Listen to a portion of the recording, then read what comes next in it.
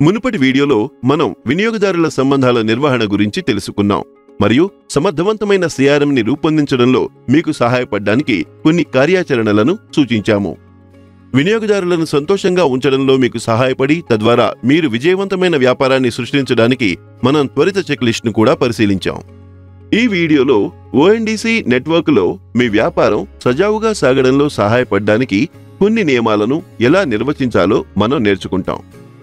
Seller network participant policy మరియు సాంకేతిక స్థాయిలలో తప్పనిసరిగా చేయవలసిన నియమాలు. విక్రేత షిప్పింగ్ మోడల్ను నిర్వచించడం ద్వారా ప్రారంభిద్దాం.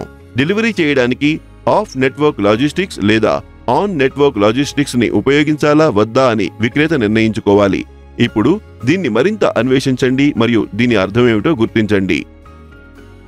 డెలివరీ బాధ్యతను విక్రేత నెట్వర్క్ పార్టిసిపెంట్ లేదా కొనుగోలుదారు నెట్వర్క్ పార్టిసిపెంట్ తీసుకోవచ్చు.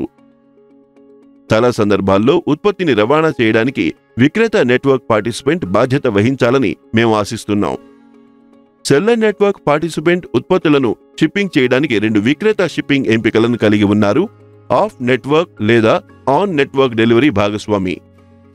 విక్రేతలు ఒక ఉద్యోగి లేదా థర్డ్ పార్టీ లాజిస్టిక్స్ భాగస్వామి ద్వారా ఆఫ్ నెట్వర్క్ ఒప్పందం ద్వారా వస్తువును స్వయంగా రవాణా చేయడానికి ఎంచుకోవచ్చు, లేదా ఆన్ నెట్వర్క్ ఎంపిక ద్వారా రిజిస్టర్డ్ లాజిస్టిక్స్ నెట్వర్క్ పార్టిసిపెంట్స్ లేదా డెలివరీ భాగస్వాముల జాబితాను వారి టైమ్ లైన్లు మరియు ఎంచుకోవడానికి ధరలతో సెల్లర్ నెట్వర్క్ పార్టిసిపెంట్ అందుకుంటారు. విక్రేత నెట్వర్క్ పార్టిసిపెంట్ ఉత్పత్తిని డెలివరీ చేయడానికి ఎంపికలలో ఒకదాని యొక్క సేవలను ఎంచుకోవచ్చు, లేదా వారు కస్టమర్ స్థానాన్ని బట్టి ఈ రెండింటి కలయికను కూడా ఎంచుకోవచ్చు. ఇప్పుడు మనం విక్రేత సర్వీసబిలిటీని అర్థం చేసుకుందాం. ఇది విక్రేత దేశవ్యాప్తంగా విక్రయిస్తారా, లేదా డెలివరీ చేస్తారా, లేదా సమీపంలోని పిన్ కోడ్లకు పరిమితం చేయబడిన హైపర్ లోకల్ను అందిస్తారా అని నిర్వచిస్తుంది. ఇది సులభం. విక్రేత చేయవలసిందల్లా ఒకదాన్ని ఎంచుకోవడమే.